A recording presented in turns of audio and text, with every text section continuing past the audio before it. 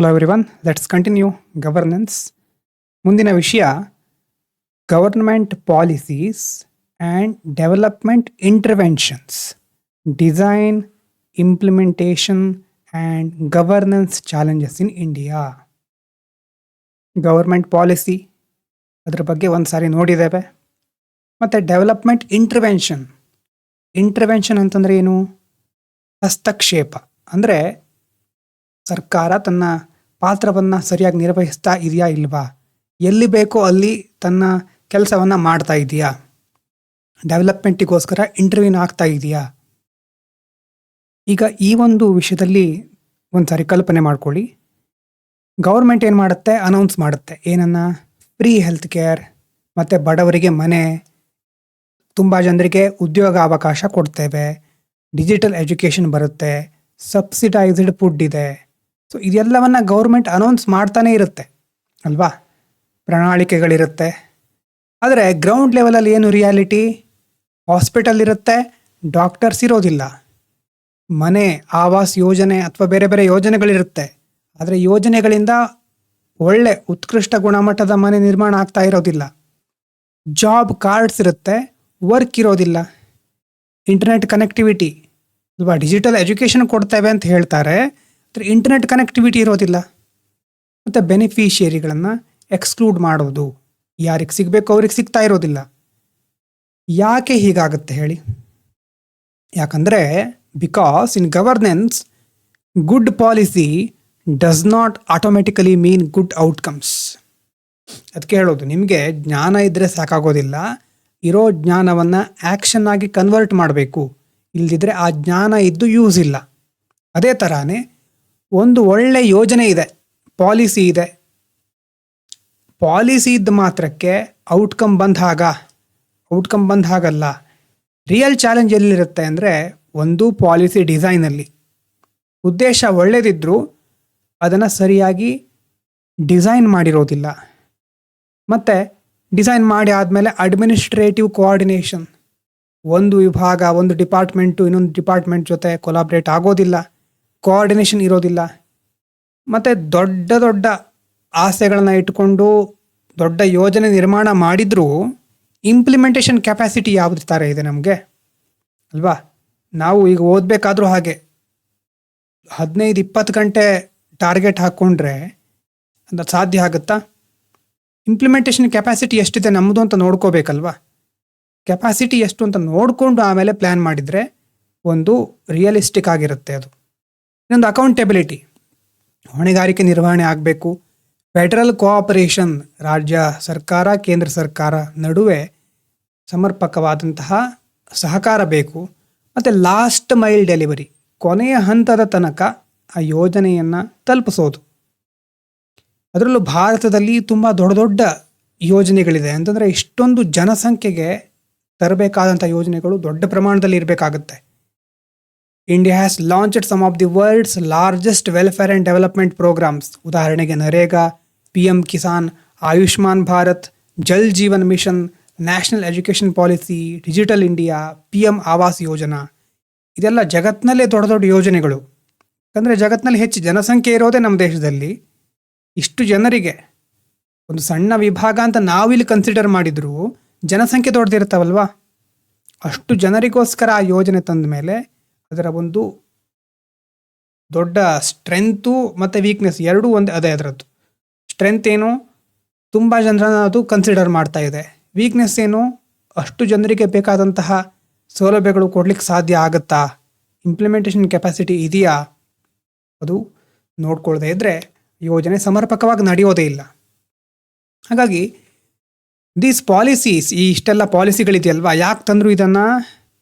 Attempt to solve deep developmental problems. ಏನು development problem ಇದೆ? Poverty ಇನ್ನೂ ಇದೆ, ಅನ್ಎಂಪ್ಲಾಯ್ಮೆಂಟ್ ಇದೆ, ಮಾಲ್ ನ್ಯೂಟ್ರಿಷನ್ ಇದೆ, learning crisis, health care inequality, infrastructure gaps, ಇದೆಲ್ಲ ಮುಂದುವರಿತಾನೆ ಇದೆ. However governance realities often create. ಏನು ಗವರ್ನೆನ್ಸಲ್ಲಿ ಏನು ಸಮಸ್ಯೆ ಬರುತ್ತೆ ಸರಿಯಾಗಿ ನೋಡ್ಕೊಳ್ಳಿ. ಮುಂದೆ ನೀವು ಅನುಭವಿಸೋದೇ ಇಂಥ ಸಮಸ್ಯೆಗಳ ಬಗ್ಗೆ ಗೊತ್ತಿಲ್ಲದೇನೆ ಒಂದು ಕ್ಷೇತ್ರಕ್ಕೆ ಕಾಲಿಡೋದಲ್ಲ. ಗವರ್ನೆನ್ಸ್ ರಿಯಾಲಿಟಿಯಲ್ಲಿ ಏನೇನಿರುತ್ತೆ? ಲೀಕೇಜಸ್ ಆಗ್ತಾ ಇರುತ್ತೆ, ಎಕ್ಸ್ಕ್ಲೂಷನ್ ಇರುತ್ತೆ, ಕರಪ್ಷನ್ ಇದ್ದೇ ಇರುತ್ತೆ, ಪಾಲಿಸಿ ಪ್ಯಾರಾಲಿಸಿಸ್, ಜಡತ್ವ, ಏನು ನಿರ್ಧಾರ ಕೈಗೊಳ್ಳಬೇಕಾ ಬೇಡವಾ ಅಂತ ಯೋಚನೆ ಮಾಡ್ತಾ ಹಾಗೇ ಇರೋದು, ಸ್ಟೇಟಸ್ ಕೋ. ಮತ್ತು coordination failures, digital exclusion, welfare dependency, ಇದೆಲ್ಲ ಸಮಸ್ಯೆಗಳು ರಿಯಾಲಿಟಿಯಲ್ಲಿ ಇರೋದು. ಹಾಗಾಗಿ this topic is central to understanding how the Indian state governs development. ಈ ಟಾಪಿಕ್ ಇದೆಯಲ್ವ ಈಗ ನಾವು ನೋಡ್ಲಿಕ್ಕೆ ಹೊರಟಿರೋದು. ಮುಂದಿನ ದಿನಗಳಲ್ಲಿ ನೀವು ಒಂದು ಒಳ್ಳೆಯ ಸ್ಥಾನಕ್ಕೆ ಹೋದಾಗ ಆವಾಗ ಇದನ್ನು ತಿಳ್ಕೊಂಡ್ರೆ ಸಮಸ್ಯೆಗಳನ್ನು ನಿರ್ವಹಿಸಲಿಕ್ಕೆ ಪ್ರಯತ್ನ ಮಾಡಬಹುದು. ಡೆವಲಪ್ಮೆಂಟ್ ಸಂಬಂಧಪಟ್ಟ ಹಾಗೆ ಈ ವಿಷಯಗಳು ಬಹಳ ಇಂಪಾರ್ಟೆಂಟ್. ಸೊ ಸ್ಟಾರ್ಟ್ ಮಾಡೋಣ ಬೇಸಿಕ್ಕಿಂದ. Public policy. What is public policy? ಏನು ಪಬ್ಲಿಕ್ ಪಾಲಿಸಿ ಅಂತಂದರೆ ನೋಡಿ, deliberate actions taken by government to solve public problems. ಸರ್ಕಾರ ತಾನೇ ಮುಂದೆ ಬಂದು ಜನರ ಸಮಸ್ಯೆಗಳನ್ನು ಸರಿಪಡಿಸಬೇಕು, ಪರಿಹರಿಸಬೇಕು ಅಂತ ತೆಗೆದುಕೊಳ್ಳುವ ಕ್ರಮಗಳು, ಸರ್ಕಾರ ಕೈಗೊಂಡಂಥ ಕ್ರಮಗಳು. ಉದಾಹರಣೆಗೆ ಪವರ್ಟಿ ರಿಡಕ್ಷನ್ ಪಾಲಿಸಿಗಳಿರ್ಬೋದು, health intervention, education reforms, food security programmes. ಇದೆಲ್ಲ ಯಾವುದಕ್ಕೆ ಎಕ್ಸಾಂಪಲ್ಲು? ಪಬ್ಲಿಕ್ ಪಾಲಿಸಿಗಳ ಒಂದು ವಿಧ, ಅದಕ್ಕೆ ಎಕ್ಸಾಂಪಲ್ಲು. ಇನ್ನು ಗೌರ್ಮೆಂಟ್ ಇಂಟರ್ವೆನ್ಷನ್ ಅಂತಂದರೆ ಸರ್ಕಾರ ಕೈಗೊಳ್ಳುವ ಅಥವಾ ರೂಪಿಸುವಂಥ law, regulation, schemes, subsidy, welfare programmes, institutional reforms, physical measures. ಇದೆಲ್ಲ ಯಾಕೆ ಮಾಡ್ತಾ ಇದ್ದಾರೆ? ಇಷ್ಟೆಲ್ಲ ಯಾಕೆ ಬೇಕು ನಮಗೆ? To influence development outcomes. Development process ಆದಮೇಲೆ ಏನು ನಮ್ಗೆ ಸಿಗಬೇಕು, ಅಭಿವೃದ್ಧಿಯ ಫಲ ಏನಿರಬೇಕು, ಅದನ್ನು ಇನ್ಫ್ಲುಯೆನ್ಸ್ ಮಾಡಲಿಕ್ಕೆ ಈ ಒಂದು ಲಾಗಳು, ರೆಗ್ಯುಲೇಷನ್ಗಳು ಇದೆಲ್ಲ ಬೇಕು. ಸೊ ಸರ್ಕಾರ ಈ ರೀತಿ ಇಂಟರ್ವ್ಯೂನ್ ಮಾಡ್ತಾ ಇದೆ. ಯಾವ ರೀತಿ? ಲಾಗಳನ್ನು ತರೋದ್ರ ಮೂಲಕ, ಸ್ಕೀಮ್ಸ್ಗಳು, ಸಬ್ಸಿಡಿಗಳನ್ನು ಕೊಡೋದ್ರ ಮೂಲಕ. ಈ ಮೂಲಕ ಸರ್ಕಾರ ಇಂಟರ್ವೆನ್ಷನ್, ಸರ್ಕಾರ ಮಧ್ಯಸ್ಥಿಕೆ ಅಥವಾ ಹಸ್ತಕ್ಷೇಪ ಮಾಡ್ತಾ ಇದೆ. ಹಸ್ತಕ್ಷೇಪ ಅನ್ನೋದಕ್ಕೆ ನಕಾರಾತ್ಮಕ ಒಂದು ಅಂಶನೂ ಇದೆ. ಬೇಡದೇ ಇರೋ ಕಡೆನೂ ಬಂದು ಮೂಗು ತೂರಿಸೋದು ಅನ್ನೋ ಒಂದು ಅರ್ಥನೂ ಇದೆ. ಆದರೆ ಅದನ್ನು ಇಲ್ಲಿ ಸಹ ನಾವು ಬಳಸ್ತೇವೆ ಆ ಶಬ್ದವನ್ನು. ಹಾಗಾದರೆ ಗೌರ್ಮೆಂಟ್ ಇಂಟರ್ವೆನ್ಷನ್ ಬೇಕೇ ಬೇಕಾ ಅಂತ ಕೇಳಿದ್ರೆ ಹೌದು. Why are government intervention necessary? ಯಾಕಂದರೆ markets alone cannot ensure equity, inclusion, social justice, universal access. Market ಅಂದರೆ ಏನು? Private sector. ಈಗ ನೀವು ಹಿಂದುಳಿದಿದ್ದೀರಿ ಅನ್ನೋ ಕಾರಣಕ್ಕೆ ಒಂದು ಅಂಗಡಿಗೆ ಹೋದ ಮಾತ್ರಕ್ಕೆ ಅವರು ನಿಮಗೆ ರೇಟನ್ನು ಕಡಿಮೆ ಮಾಡೋದಿಲ್ಲ ಅಲ್ವಾ? ಒಂದು ಪ್ರೈವೇಟ್ ಶಾಪಿಗೆ ಹೋಗಿ, ಯಾವುದೋ ಪ್ರೈವೇಟ್ ಕಂಪ್ನಿಗೆ ಹೋದರೆ ಅಲ್ಲಿ ನಿಮ್ಮ ಆರ್ಥಿಕ ಹಿನ್ನೆಲೆ ನೋಡಿಕೊಂಡು ಒಂದು ವಸ್ತುವಿನ ಬೆಲೆಯನ್ನು ನಿಮಗೋಸ್ಕರ ಕಡಿಮೆ ಮಾಡೋದಿಲ್ಲ. ಹಾಗಾಗಿ ಮಾರ್ಕೆಟಿಂದ ನಿಮಗೆ ಇಕ್ವಿಟಿ ಸಿಕ್ಕೋದಿಲ್ಲ, ಮಾರ್ಕೆಟ್ ಇನ್ಕ್ಲೂಷನನ್ನು ಪ್ರಮೋಟ್ ಮಾಡೋದಿಲ್ಲ, ಸೋಷಲ್ ಜಸ್ಟಿಸನ್ನು ಕೇರ್ ಮಾಡೋದಿಲ್ಲ, ಯೂನಿವರ್ಸಲ್ ಆಕ್ಸೆಸ್ ಇರೋದಿಲ್ಲ. ಮಾರ್ಕೆಟಿಂದ ಮಾತ್ರ ಇದೆಲ್ಲವನ್ನು ಸಾಧಿಸ್ಲಿಕ್ಕೆ ಆಗೋದಿಲ್ಲ. ಅದಕ್ಕೆ ಸರ್ಕಾರನೇ ಮುಂದೆ ಬಂದು ಕ್ರಮಗಳನ್ನು ಕೈಗೊಳ್ಳಬೇಕು. ಇನ್ನು developmental role of Indian state. Bharat ಯಾವ ಒಂದು ಅಪ್ರೋಚ್ ಫಾಲೋ ಮಾಡ್ತಾ ಇದೆ ಅಂತಂದರೆ ವೆಲ್ಫೇರ್ ಓರಿಯೆಂಟೆಡ್, ಕಲ್ಯಾಣವನ್ನು ಮುಖ್ಯವಾಗಿ ನಾವು ಗುರಿಯಾಗಿಟ್ಕೊಳ್ಳೋದು, ಡೆಮೋಕ್ರೆಟಿಕ್, ಡೆವಲಪ್ಮೆಂಟಲ್ ಸ್ಟೇಟ್ ಮಾಡೆಲ್. ಈ ಮೂಲಕ ಅಭಿವೃದ್ಧಿ ಸಾಧಿಸೋದು. ಅದಕ್ಕೋಸ್ಕರ ನಮ್ಮ ಸಂವಿಧಾನದಲ್ಲೇ ಕೆಲವು ಫೌಂಡೇಶನಲ್ ವ್ಯಾಲ್ಯೂಸ್ಗಳಿದೆ. ಎಲ್ರಿಗೂ ಜಸ್ಟಿಸ್ ಇರಬೇಕು, ಈಕ್ವಾಲಿಟಿ, ವೆಲ್ಫೇರ್, ಸೋಷಿಯಲ್ ಟ್ರಾನ್ಸ್ಫಾರ್ಮೇಷನ್. ಇದು ಒಂದೇ ಕಡೆ ಇದೆ ಅಂತಲ್ಲ, ಇದು ಸಂವಿಧಾನದ ಬೇರೆ ಬೇರೆ ವಿಧಿಗಳಲ್ಲಿ ರಿಪ್ರೆಸೆಂಟ್ ಆಗ್ತಾ ಇದೆ. ಗೊತ್ತಾಗ್ತಾ ಇದೆ ಎಷ್ಟು? ಏನು ನೋಡಿದ್ವಿ? ಈ ಒಂದು ಪಾಯಿಂಟ್ ಸ್ಟಾರ್ಟ್ ಆದಾಗ ಏನಿತ್ತು? ಗೌರ್ಮೆಂಟ್ ಇಂಟರ್ವೆನ್ಷನ್ ಅಲ್ವಾ? Government policy, development, intervention. ಅಂದರೆ ಸರ್ಕಾರ ಪಾಲಿಸಿಗಳನ್ನು ಅನೌನ್ಸ್ ಮಾಡಬಹುದು, ಆದರೆ ರಿಯಾಲಿಟಿ ಬೇರೆ ಇರುತ್ತೆ. ಯಾಕೆ ಹಾಗಾಗುತ್ತೆ ಅಂತಂದರೆ ಎಷ್ಟೋ ಗವರ್ನೆನ್ಸ್ ಚಾಲೆಂಜಸ್ ಇರುತ್ತೆ. ಮತ್ತು ನಮ್ಮ ದೇಶದಲ್ಲಿ ತುಂಬ ದೊಡ್ಡ ದೊಡ್ಡ ಯೋಜನೆಗಳನ್ನು ನಾವು ರೂಪಿಸ್ತಾ ಇದ್ದೇವೆ, ಆದರೂ ಸಹಿತ ಪ್ರಾಬ್ಲಮ್ಗಳು ಮುಂದುವರಿತಾನೇ ಇದೆ. ಅದಕ್ಕೆ ಕಾರಣ ಏನು ಅಂತ ನೋಡಿದ್ವಿ. ಮತ್ತು ಬೇಸಿಕ್ ಆಗಿ ನೋಡ್ತಾ ಹೋದಾಗ ಪಬ್ಲಿಕ್ ಪಾಲಿಸಿ ಅಂದರೆ ಏನು, ಗೌರ್ಮೆಂಟ್ ಇಂಟರ್ವೆನ್ಷನ್ ಅಂದರೆ ಏನು, ಅದಾದಮೇಲೆ ಯಾಕೆ ಗೌರ್ಮೆಂಟ್ ಇಂಟರ್ವೆನ್ಷನ್ ಬೇಕು, ಮತ್ತು developmental role of Indian state, ಇಲ್ಲಿ ತನಕ ನೋಡಾಯಿತು. ಮುಂದೆ ನೋಡಿ, evolution of development policies in India. ಇದು ಯಾವಾಗ ಶುರುವಾಗಬಹುದು? ಈ ಒಂದು ಫೇಸ್ ಆಲ್ರೆಡಿ ನಿಮ್ಗೆ ಗೊತ್ತಿರುವಂಥ ಫೇಸ್ಗಳೇ ಇದು. ಸ್ವಾತಂತ್ರ್ಯ ಸಿಕ್ಕಿದ ನಂತರ ಸ್ಟಾರ್ಟಿಂಗಲ್ಲಿ ಏನಿತ್ತು, ಸ್ಟೇಟ್ ಡೆವಲಪ್ಮೆಂಟ್, ಸರ್ಕಾರನೇ ಮುಂದೆ ಬಂದು ಡೆವಲಪ್ಮೆಂಟನ್ನು ನಿಭಾಯಿಸ್ತಾ ಇತ್ತು. ಸೆಂಟ್ರಲೈಸ್ಡ್ ಪ್ಲ್ಯಾನಿಂಗು, ಎಲ್ಲ ಕೇಂದ್ರೀಕೃತ ಆಡಳಿತ. ಪಬ್ಲಿಕ್ ಸೆಕ್ಟರ್ ಜಾಸ್ತಿ ಇತ್ತು. ಆವಾಗ 5 ಇಯರ್ ಪ್ಲ್ಯಾನ್ಸ್ಗಳು ಬರುತ್ತೆ. ಪವರ್ಟಿ ಅಲಿವಿಯೇಷನ್, ಬಡತನದ ಸಮಸ್ಯೆ ದೊಡ್ಡ ಪ್ರಮಾಣದಲ್ಲಿತ್ತು, ಅದನ್ನು ನಿರ್ವಹಿಸಲಿಕ್ಕೆ ಸರ್ಕಾರ 5 ಇಯರ್ ಪ್ಲ್ಯಾನ್ಗಳನ್ನು ತರುತ್ತೆ. ಆಮೇಲೆ ನೆಕ್ಸ್ಟ್ ಮೇಜರ್ ಫೇಸ್ ಬರೋದು ಲಿಬರಲೈಸೇಷನ್ ಎರಾದಲ್ಲಿ. ಆವಾಗ ಮಾರ್ಕೆಟ್ ರಿಫಾರ್ಮ್, ನಮ್ಮ ಎಕಾನಮಿ ಓಪನ್ ಆಗುತ್ತೆ, ಪ್ರೈವೇಟೈಸೇಷನ್ ಜಾಸ್ತಿ ಆಗುತ್ತೆ, ಖಾಸಗೀಕರಣ, PPP, ಪಬ್ಲಿಕ್ ಪ್ರೈವೇಟ್ ಪಾರ್ಟ್ನರ್ಶಿಪ್ ಇನಿಷಿಯೇಟಿವ್ಗಳು ಜಾಸ್ತಿ ನಾವು ನೋಡಬಹುದು. ಟಾರ್ಗೆಟೆಡ್ ವೆಲ್ಫೇರ್, ಮುಖ್ಯವಾಗಿ ಜನರನ್ನು ಗುರಿಯಾಗಿಟ್ಕೊಂಡು ಇಂತಿಂಥ ವರ್ಗದವರಿಗೆ ನಾವು ಸಹಾಯ ಮಾಡಬೇಕು, ಆ ಟಾರ್ಗೆಟೆಡ್ ವೆಲ್ಫೇರ್ ಸ್ಕೀಮ್ಗಳು ಆಮೇಲೆ ಬರ್ತಾ ಹೋಗುತ್ತೆ. ಇನ್ನು ಫೇಸ್ 3 ಆವಾಗ ಬಂದಿರೋದು ನರೇಗಾ, LPG ಆದಮೇಲೆ right to education, food security act, forest right act. ಅಂದರೆ ಇದರಲ್ಲಿ ನೋಡಿ, ರೈಟ್ಸ್ ಬೇಸ್ಡ್ ಅಂತ ಇದೆ. ಈ ಶಬ್ದ ಮೊದಲು ಬಂದಿದೆ. ಚಾರಿಟಿ ಥರ ಮಾಡ್ತಾ ಇರೋದಲ್ಲ, ಭಿಕ್ಷೆ ಅಂತ ಸರ್ಕಾರ ಕೊಡ್ತಾ ಇರೋದಲ್ಲ, ಇದು ನಮ್ಮ ಹಕ್ಕು, ಹಾಗಾಗಿ ನಾವು ಕೇಳ್ತಾ ಇದ್ದೇವೆ, ನಮಗಿದು ಬೇಕು ಅಂತ ಸರ್ಕಾರದ ಹತ್ರ. ನಮ್ಮ ಹಕ್ಕುಗಳು, ಹಾಗಾಗಿ ಸರ್ಕಾರ ಇದನ್ನು ಕೊಡಲೇಬೇಕು. Rights based governance. So development seen as citizen entitlement rather than charity. Charity ಅಲ್ಲ, ಇದು ಸಿಟಿಸನ್ ಎಂಟೈಟಲ್ಮೆಂಟ್. ಜನರಿಗಿದು ಬೇಕೇ ಬೇಕು, ಅದು ಅವರ ಹಕ್ಕು ಪಡ್ಕೊಳ್ಳೋದು. ಸರ್ಕಾರ ಹಾಗಾಗಿ ಇದನ್ನು ತಲುಪಿಸಬೇಕು. ಈಗ ಸದ್ಯಕ್ಕೆ ಇರೋದು ಡಿಜಿಟಲ್ ಗವರ್ನೆನ್ಸ್ ಎರಾ. ಇಲ್ಲಿ DBT ಇದೆ, ಆಧಾರ್ ಲಿಂಕ್ಡ್ ಡೆಲಿವರಿ ಇರುತ್ತೆ, ಡೇಟಾ ಡ್ರಿವನ್, ಪದೇ ಪದೇ ಶಬ್ದ ಬರ್ತಾ ಇದೆ, important, platform governance, real time monitoring. ಇದೆಲ್ಲ ಈಗಿರುವಂತಹ ಪ್ರಸ್ತುತ ಪರಿಸ್ಥಿತಿ. ಇಲ್ಲಿ ಬರುವಂಥ ಕೆಲವೊಂದು ಶಬ್ದಗಳು ಮೊದಲೇ ತಿಳ್ಕೊಂಡ್ರೆ ಒಳ್ಳೆಯದು. ಪಾಲಿಸಿ ಡಿಸೈನ್ ಅಂತಂದ್ರೆ ಏನು? Frame work and architecture of policy. ಒಂದು ನೀತಿ ನಿಯಮ ಅಥವಾ ಒಂದು ಯೋಜನೆ ಹೇಗೆ ವಿನ್ಯಾಸಗೊಳಿಸೋದು, ಫ್ರೇಮ್ ವರ್ಕ್, ಒಂದು ಚೌಕಟ್ಟು ಹೇಗಿದೆ ಅದರದ್ದು, ಮತ್ತು ಅದರ ಒಂದು ರೂಪುರೇಷೆ ಯಾವ ಥರ ಇದೆ ಅಂತ ತಿಳಿಸೋದು ಏನು? Policy design. ಡಿಸೈನ್ ಮಾಡಾದ್ಮೇಲೆ ಅದನ್ನು ಏನು ಮಾಡಬೇಕಾಗುತ್ತೆ? ಇಂಪ್ಲಿಮೆಂಟೇಷನ್, ಅಂದರೆ ಕನ್ವರ್ಟಿಂಗ್ ಪಾಲಿಸಿ ಇಂಟು ಆ್ಯಕ್ಷನ್, ಪಾಲಿಸಿಯನ್ನು ಕಾರ್ಯರೂಪಕ್ಕೆ ತರೋದು. ಟಾರ್ಗೆಟಿಂಗ್ ಅಂತಂದರೆ ಯಾರಿಗೆ ಆ ಪಾಲಿಸಿಯನ್ನು ನಾವು ತಲುಪಿಸಬೇಕು, identifying beneficiaries. Last mile delivery ಅಂತಂದರೆ ರೀಚಿಂಗ್ ಸಿಟಿಸನ್ಸ್ ಎಫೆಕ್ಟಿವ್ಲಿ, ಯಾರಿಗೆ ತಲುಪಿಸ್ಬೇಕೋ ಪ್ರತಿಯೊಬ್ಬ ವ್ಯಕ್ತಿಗೂ ಅದು ಹೋಗಿ ತಲುಪಬೇಕು. ಕೊನೆಯ ಹಂತದ ಒಂದು ವಿತರಣೆ ಅಂತ ಹೇಳ್ಬೋದು, ಡೆಲಿವರಿ ಅಂತ ಹೇಳ್ಬೋದು. ಪಾಲಿಸಿ ಇವ್ಯಾಲ್ಯುಯೇಷನ್, ತಲುಪಿದ ಮೇಲೆ ನಿಜವಾಗಲೂ ಅದರಿಂದ ಇಂಪ್ಯಾಕ್ಟ್ ಏನಾಯಿತು, measuring impact. Next welfare governance ಅಂದರೆ state led social support systems. ಸರ್ಕಾರ ತನ್ನ ಸಪೋರ್ಟ್ ಮಾಡಿ ಬೇರೆ ಬೇರೆ ಸಿಸ್ಟಮ್ಗಳನ್ನು ಜಾರಿಗೆ ತರೋದು, ಆ ಮೂಲಕ ಕಲ್ಯಾಣ ಯೋಜನೆಗಳನ್ನು ಅಥವಾ ಕಲ್ಯಾಣ ಕಾರ್ಯಕ್ರಮಗಳನ್ನು ಸಮರ್ಪಕವಾಗಿ ಜಾರಿಗೆ ತರೋದು. ಇನ್ನು ಪಬ್ಲಿಕ್ ಸರ್ವಿಸ್ ಡೆಲಿವರಿ ಅಂತಂದರೆ delivery of state services. Public ಅಂದ ತಕ್ಷಣ ಅದೇನು, ಗೌರ್ಮೆಂಟ್ ಅಂತ ನಾವು ಅಂದ್ಕೊಳ್ಬಹುದು. ಪ್ರೈವೇಟ್ ಅಂದರೆ ಖಾಸಗಿ, ಪಬ್ಲಿಕ್ ಅಂತಂದರೆ ಸರ್ಕಾರ ಸಂಬಂಧಪಟ್ಟಿರೋದು. ಇನ್ನು ಪಾಲಿಸಿ ಸೈಕಲ್ ಮೊದಲು ಬಂದಿರೋದು ಇದು. ಫಸ್ಟ್ ಏನು ಮಾಡ್ತಾರೆ?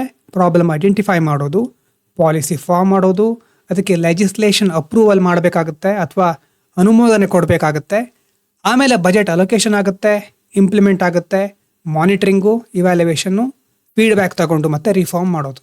ಈ ಸ್ಟೇಜಸ್ಸು ಮೊದಲು ನೀವು ನೋಡಿದ್ದೀರಿ. ಒಂದು ಸಾರಿ ಆಮೇಲೆ ರಿವೈಸ್ ಮಾಡಬೇಕಾದ್ರೆ ಕ್ಲೋಸ್ ಮಾಡಿ, ನೋಟ್ಸನ್ನು ಕ್ಲೋಸ್ ಮಾಡಿ ನೀವೇ ಥಿಂಕ್ ಮಾಡಿ ಸ್ಟೇಜಸ್ಗಳು ಏನೇನು ಇರಬೇಕು, ರಿಫಾರ್ಮ್ಗಳಾಗೋ ತನಕ ಮತ್ತೆ ಫೀಡ್ಬ್ಯಾಕ್ ತಗೊಂಡು ಸ್ಟಾರ್ಟಿಂಗಿಗೆ ಹೋಗುತ್ತೆ. ಒಂದು ಸೈಕಲ್ ನಿಮ್ಮ ಮನಸ್ಸಿನಲ್ಲಿ ಬರಲಿ. ಇನ್ನು how governance actually works on ground, ನಿಜವಾಗ್ಲೂ ಹೇಗೆ ವರ್ಕ್ ಆಗುತ್ತೆ? ವೆಲ್ಫೇರ್ ಸ್ಕೀಮ್ಸ್ ಡೆಲಿವರಿ ಚೈನ್ ನೋಡಿ. ಯೂನಿಯನ್ ಮಿನಿಸ್ಟ್ರಿ ಇದೆ, ಅದು ಒಂದು ಪಾಲಿಸಿ ತಂತು. ಆಮೇಲೆ ಅದೆಲ್ಲಿ ಹೋಗುತ್ತೆ? ಸ್ಟೇಟ್ ಡಿಪಾರ್ಟ್ಮೆಂಟಿಗೆ ಹೋಗುತ್ತೆ. ಆಮೇಲೆ ಡಿಸ್ಟ್ರಿಕ್ಟು ಅಲ್ವಾ, ಜಿಲ್ಲೆಗೆ ಹೋಗುತ್ತೆ. ಆಮೇಲೆ ಬ್ಲಾಕ್ ಅಫಿಷಿಯಲ್ಸು, ಆಮೇಲೆ ಲೋಕಲ್ ಬಾಡೀಸ್ಗಳು ಅಥವಾ ಫ್ರಂಟ್ ಲೈನ್ ವರ್ಕರ್ಸ್, ಇಲ್ಲಿ ಯಾರ್ಯಾರು ಬರ್ತಾರೆ? SHG NGOಗಳು ಬರುತ್ತೆ, ಅವರ ಸಹಾಯ ಬೇಕಾಗುತ್ತೆ. ಆಮೇಲೆ ಬೆನಿಫಿಷಿಯರೀಸ್ ಆದಮೇಲೆ ಅವ್ರಿಗೆ ಸಿಗ್ತಾ ಅಂತ ನೋಡೋದು, ಮಾನಿಟರ್ ಮಾಡೋದು, ಫೀಡ್ಬ್ಯಾಕ್ ತಗೊಳ್ಳೋದು, ಮತ್ತು ರಿಫಾರ್ಮ್ಗಳನ್ನು ಮಾಡೋದು. ಈ ಥರ ಗವರ್ನೆನ್ಸ್ ಸ್ಟ್ರಕ್ಚರ್ ವರ್ಕ್ ಆಗಬೇಕು. ಇದು ಸರ್ಕಾರ ಹೇಳುತ್ತೆ ಈ ರೀತಿ ವರ್ಕ್ ಆಗುತ್ತೆ ಅಂತ, ಕೆಲವೊಂದು ಕಡೆ ಆಗೋದಿಲ್ಲ. ಆದರೆ ಪ್ರತಿ ಸ್ಟೇಜ್ನಲ್ಲೂ ಏನಾಗ್ತಾ ಇದೆ? ಡಿಲೇ ಆಗುತ್ತೆ, ಲೀಕೇಜಸ್ ಇರುತ್ತೆ, ಮಿಸ್ಕಮ್ಯುನಿಕೇಷನ್, ಯಾವ ಹಂತದಲ್ಲಿ ಯಾವ ಯೋಜನೆ ನಡೀತಾ ಇದೆ ಒಂದು ಡಿಪಾರ್ಟ್ಮೆಂಟ್ ಇನ್ನೊಂದು ಡಿಪಾರ್ಟ್ಮೆಂಟಿಗೆ ಹೇಳೋದೇ ಇಲ್ಲ. ಇನ್ನು ಕರಪ್ಷನ್, ಇರೋದೆ. ಎಲ್ಲ ಹಂತಗಳಲ್ಲೂ ಈ ಸಮಸ್ಯೆಗಳು ಕಂಡುಬರಬಹುದು. ಇನ್ನು major sectors of government intervention. ಸರ್ಕಾರ ಮುಖ್ಯವಾಗಿ ಯಾವ್ಯಾವ ಕ್ಷೇತ್ರಗಳಲ್ಲಿ ತಾನು ಕ್ರಮವನ್ನು ಕೈಗೊಳ್ಳುತ್ತೆ ಅಂತಂದರೆ, ಹೆಲ್ತ್, ಯೂನಿವರ್ಸಲ್ ಹೆಲ್ತ್ ಕೇರ್, ಎಲ್ರಿಗೂ ಸಾರ್ವತ್ರಿಕ ಆರೋಗ್ಯ. ಎಜುಕೇಷನ್ನಲ್ಲಿ ಎಜುಕೇಷನ್ ಸ್ಕಿಲ್ಲನ್ನು ಕೊಟ್ಟು ಹ್ಯೂಮನ್ ಕ್ಯಾಪಿಟಲನ್ನು ಡೆವಲಪ್ ಮಾಡೋದು. ಅಗ್ರಿಕಲ್ಚರ್ ಮೂಲಕ ಫಾರ್ಮರ್ ವೆಲ್ಫೇರ್. ಎಂಪ್ಲಾಯ್ಮೆಂಟ್ ಮೂಲಕ ಲೈವ್ಲಿಹುಡ್ ಸೆಕ್ಯೂರಿಟಿ, ಉದ್ಯೋಗ ಇದ್ದಾಗ ಮಾತ್ರ ಜೀವನಕ್ಕೆ ಒಂದು ಆಧಾರ. ಇನ್ಫ್ರಾಸ್ಟ್ರಕ್ಚರ್ನ ಡೆವಲಪ್ ಮಾಡೋ ಮೂಲಕ ಇಕನಾಮಿಯನ್ನು ಇನ್ನಷ್ಟು ಹೆಚ್ಚು ಗ್ರೋತ್ ಸಾಧಿಸೋದು. ಸೋಷಲ್ ಜಸ್ಟಿಸ್ ಮೂಲಕ ಎಲ್ಲರನ್ನೂ ಒಳಗೊಳ್ಳೋದು, ಸಮಗ್ರ ಬೆಳವಣಿಗೆನ ಸಾಧಿಸೋದು. ನ್ಯೂಟ್ರಿಷನ್ ಇದ್ದರೆ ಹ್ಯೂಮನ್ ಡೆವಲಪ್ಮೆಂಟ್ ಸರಿಯಾಗುತ್ತೆ. ಡಿಜಿಟಲ್ ಗವರ್ನೆನ್ಸ್ ಮೂಲಕ ಎಫಿಷಿಯನ್ಸನ್ನು ಸಾಧಿಸೋದು. ಎಲ್ಲ ಸೆಕ್ಟರ್ಗಳಲ್ಲೂ ಈಗ ಗೌರ್ಮೆಂಟ್ ಇಂಟರ್ವ್ಯೂನ್ ಮಾಡ್ತಾ ಇದೆ. ಮತ್ತು ಯಾಕೆ ಮಾಡಬೇಕು ಅಂತಂದರೆ, ಇಷ್ಟೆಲ್ಲ ಅವಶ್ಯಕತೆಗಳಿದೆ. ಎಲ್ರಿಗೂ ಹೆಲ್ತ್ ಕೇರ್ ಬೇಕು, ಹ್ಯೂಮನ್ ಕ್ಯಾಪಿಟಲ್ ಫಾರ್ಮ್ ಆಗಬೇಕು. ಸೊ ಇದೆಲ್ಲ ಅವಶ್ಯಕತೆಗಳಿಗೋಸ್ಕರ ಸರ್ಕಾರ ಈ ಕ್ಷೇತ್ರಗಳಲ್ಲಿ ಇಂಟರ್ವ್ಯೂನ್ ಮಾಡ್ತಾ ಇರುತ್ತೆ. ಅರ್ಥ ಆಗಿರ್ಬೋದು ಇದು. ಎಸ್, ಈ ಒಂದು ಸೆಕ್ಟರನ್ನು ನೋಡಿ ಆಮೇಲೆ ವಿಡಿಯೋ ಎಂಡ್ ಮಾಡ್ತೇನೆ. Sector wise governance understanding. ಮೊದಲನೇದೇನು ಹೆಲ್ತ್ ಸೆಕ್ಟರ್ ಇಂಟರ್ವೆನ್ಷನ್. ಎಕ್ಸಾಂಪಲ್ ನೋಡಿ, ಆಯುಷ್ಮಾನ್ ಭಾರತ್ ಅಂತ ಇದೆ. ಮೊದಲು ಬಂದಿತ್ತು PMJ ಇನ್ಶೂರೆನ್ಸು. ಇದರಲ್ಲಿ ಹೆಲ್ತ್ ಮತ್ತು ವೆಲ್ನೆಸ್ ಸೆಂಟರ್ಗಳಿರುತ್ತೆ. ಯಾಕಿದನ್ನು ಮಾಡ್ತಿದ್ದಾರೆ ಅಥವಾ ಯಾಕಿದನ್ನು ತಂದಿದ್ದಾರೆ ಅಂತಂದರೆ, universal health coverage, financial protection ಮತ್ತು ಪ್ರೈಮರಿ ಹೆಲ್ತ್ ಕೇರ್ ಸ್ಟ್ರೆಂಥನಿಂಗ್. ಏನಿದ್ರ ಅರ್ಥ? ಎಲ್ಲರಿಗೂ ಆರೋಗ್ಯ ವ್ಯವಸ್ಥೆಗಳು ಸರಿಯಾಗಿ ಸಿಗಬೇಕು. ಮತ್ತು ದೊಡ್ಡ ದೊಡ್ಡ ಕಾಯಿಲೆಗಳು ಅಥವಾ ಒಂದು ಹಂತದ ಕಾಯಿಲೆಗಳು ಬಂದಾಗ ಅದರಿಂದ ಜನ ಪಾರಾಗಲಿಕ್ಕೆ ಫಿನಾನ್ಷಿಯಲ್ ಪ್ರೊಟೆಕ್ಷನ್ ಬೇಕು. ಪ್ರೈಮರಿ ಹೆಲ್ತ್ ಕೇರ್, ಹಳ್ಳಿಗಳಲ್ಲಿ ಇರುವಂತಹ ಪ್ರಾಥಮಿಕ ಆರೋಗ್ಯ ಕೇಂದ್ರಗಳಿಗೆ ಇನ್ನಷ್ಟು ಸೌಕರ್ಯಗಳನ್ನು ಒದಗಿಸಬೇಕು. ಆದರೆ ಏನು ನಿಜವಾಗ್ಲೂ ಆಗ್ತಾ ಇರೋ ಸಮಸ್ಯೆಗಳೇನು? ಹಾಸ್ಪಿಟಲ್ ಶಾರ್ಟೇಜಸ್ ಇದೆ ಅಲ್ವಾ? ಯಾಕಂದರೆ ಇನ್ಫ್ರಾಸ್ಟ್ರಕ್ಚರಿಗೆ ಸರಿಯಾಗಿ ಸ್ಪೆಂಡಿಂಗ್ ಆಗ್ತಾ ಇಲ್ಲ, ವೀಕ್ ಆಗಿದೆ. ಫ್ರಾಡ್ ಕ್ಲೇಮ್ಗಳಾಗ್ತಾ ಇರುತ್ತೆ. ಅಂದರೆ ಕೆಲವೊಂದು ಆರೋಗ್ಯ ಕಾರ್ಡ್ಗಳಿರುತ್ತೆ, ಅದನ್ನು ಮಿಸ್ಯೂಸ್ ಮಾಡ್ಕೊಳ್ತಾ ಇರ್ತಾರೆ. ಯಾಕೆ ಹೀಗಾಗುತ್ತೆ ಅಂದರೆ ಮಾನಿಟರಿಂಗ್ ವ್ಯವಸ್ಥೆ ಸರಿಯಾಗಿಲ್ಲ. ಎಕ್ಸ್ಕ್ಲೂಷನ್ ಎರರ್ಸ್, ಯಾರಿಗೆ ಬೇಡವೋ ಅವರೆಲ್ಲ ಯೂಸ್ ಮಾಡ್ಕೊಳ್ತಾ ಇದ್ದಾರೆ, ಯಾರಿಗೆ ಬೇಕಾಗಿತ್ತೋ ಅವ್ರು ಯೂಸ್ ಮಾಡ್ಕೊಳ್ಳಿಕ್ಕೆ ಆಗ್ತಾ ಇಲ್ಲ, ಅವರು ಎಕ್ಸ್ಕ್ಲೂಡ್ ಆಗ್ತಾ ಇದ್ದಾರೆ. ಅಂದರೆ ಏಕೆ? ಅದು ಡೇಟಾಬೇಸಲ್ಲಿ ಪ್ರಾಬ್ಲಮ್ ಇದೆ. ಅರ್ಬನ್ ರೂರಲ್ ಡಿಸ್ಪ್ಯಾರಿಟಿ ಇದೆ. ಇದೇ ನೋಡಿದ್ವಲ್ವ, divide, rural urban divide. So ಈ ರೀತಿ ಆಗಿರೋದ್ರಿಂದ ಅನ್ಈವನ್ ಹೆಲ್ತ್ ಕೆಪಾಸಿಟಿ. ನಗರಗಳಲ್ಲಿ ಇರುವವರಿಗೆ ಎಲ್ಲ ಸೌಲಭ್ಯಗಳು ಕೈಗೆಟುಕುವ ದರದಲ್ಲಿ ಅಥವಾ ಹತ್ತಿರದಲ್ಲಿ ಸಿಗುತ್ತೆ. ಎಕ್ಸೆಸಿಬಿಲಿಟಿ ಇದೆ, ಹಳ್ಳಿಗಳಲ್ಲಿ ಎಕ್ಸೆಸಿಬಿಲಿಟಿ ಇಲ್ಲ. ಇದು ಹೆಲ್ತ್ ಸೆಕ್ಟರ್ಗೆ ನಾವು ನೋಡೋದು ಓವರ್ ಆಲ್ ಆಗಿ ಚಾಲೆಂಜಸ್ ಇದೆ.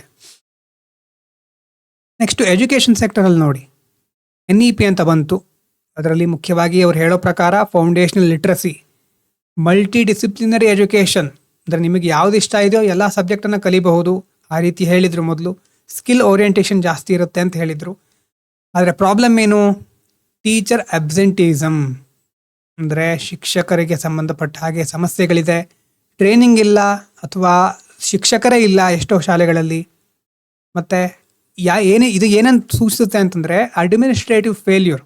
ನಿಜವಾಗಲೂ ಎಲ್ಲಿ ಎಷ್ಟು ಶಿಕ್ಷಕರ ಅವಶ್ಯಕತೆ ಇದೆ, ಆ ಶಿಕ್ಷಕರಿಗೆ ಯಾವ ಟ್ರೈನಿಂಗಿನ ಅವಶ್ಯಕತೆ ಇದೆ, ಇದು ಯಾವುದನ್ನು ವಿಚಾರ ಮಾಡದೆ ತರಾತುರಿಯಲ್ಲಿ ಪಾಲಿಸಿಯನ್ನು ಇಂಪ್ಲಿಮೆಂಟ್ ಮಾಡಿಬಿಟ್ರೆ ಸಮಸ್ಯೆಗಳು ಬರುತ್ತೆ.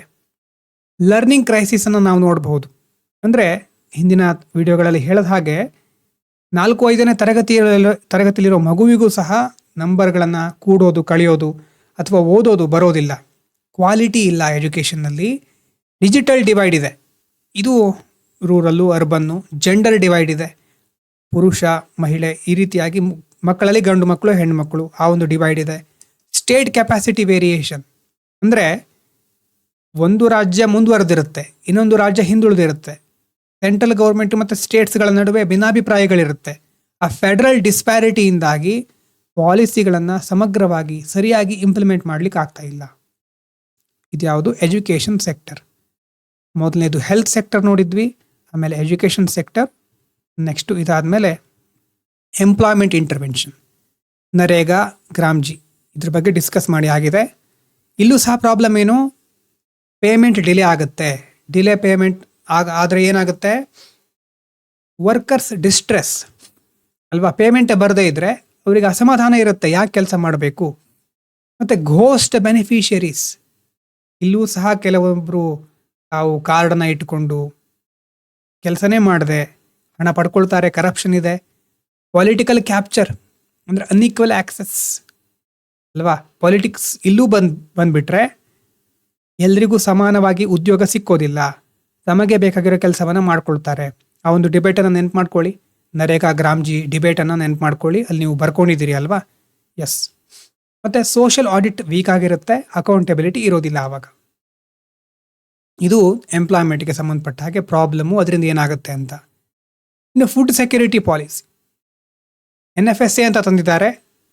ಅದರ ಆಬ್ಜೆಕ್ಟಿವ್ ಏನು? ಎಲ್ರಿಗೂ ಅಫೋರ್ಡೆಬಲ್ ಆಗಿ ಫುಡ್ ಸಿಗಬೇಕು ಅಂತ. ಪಬ್ಲಿಕ್ ಡಿಸ್ಟ್ರಿಬ್ಯೂಷನ್ ಸಿಸ್ಟಮ್ ಇದೆ, ಅದಕ್ಕೋಸ್ಕರನೇ. ಇಲ್ಲೂ ಸೇಮ್ ಎರರ್ಗಳು ಅಥವಾ ಸೇಮ್ ಚಾಲೆಂಜಸ್ ಇದೆ. ಏನು? Inclusion exclusion error. ಇನ್ಕ್ಲೂಷನ್ ಅಂತಂದರೆ ಸರಿಯಾಗಿ ಸೇರಬೇಕಾಗಿತ್ತು, ಅವ್ರಿಗೆ ಸೇರ್ತಾ ಇಲ್ಲ ಆ ಫುಡ್ಡು. ಎಕ್ಸ್ಕ್ಲೂಷನ್ ಅಂತಂದರೆ ಹೊರಗುಳಿತಾ ಇದ್ದಾರೆ, ಬೇಡದೇ ಇರೋರು ಬರ್ತಾ ಇದ್ದಾರೆ, ಬೇಕಾಗಿರೋರು ಹೊರಗುಳಿತಾ ಇದ್ದಾರೆ. ಆಧಾರ್ ಅಥೆಂಟಿಕೇಷನನ್ನು ಮಾಡಿದ್ಮೇಲೆ ಹಳ್ಳಿಗಳಲ್ಲಿ ನೆಟ್ವರ್ಕೇ ಇರೋದಿಲ್ಲ, OTP ಬರೋದೇ ಇಲ್ಲ. Diversion of grains. ಮತ್ತು ಆಧಾರ್ ಅಥೆಂಟಿಕೇಷನಲ್ಲಿ ಈಗ ಬೆರಳಚ್ಚು ಅದೆಲ್ಲ ಇರುತ್ತಾವಲ್ವಾ, ಫಿಂಗರ್ ಪ್ರಿಂಟನ್ನು ಹೇಳ್ತಾರೆ. ಆದರೆ ಈ ಕೆಲಸ ಮಾಡೋರಿಗೆ ಕೈಯಲ್ಲಿ ಈ ರೇಖೆಗಳು ಕೆಲವೊಂದು ಸಾರಿ ಸ್ಪಷ್ಟ ಆಗಿಬಿಟ್ಟಿರುತ್ತೆ, ಆ ಒಂದು ಸಮಸ್ಯೆ ಇರುತ್ತೆ.